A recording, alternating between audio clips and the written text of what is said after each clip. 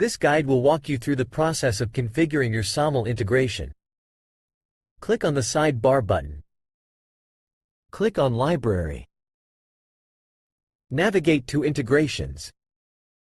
Click on the SAML integration. Select the configuration option.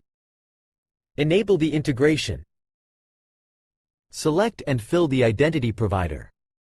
Fill in the SAML endpoint, which is the URL target of the identity provider where the authentication request message will be sent.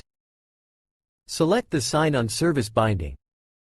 Fill in the public certificate of the identity provider. Click on Save button to save the configuration.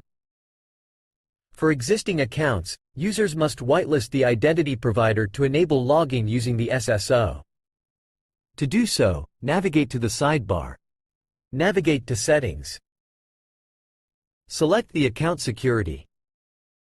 In the single sign-on menu, select the organization from the list of supported identity providers.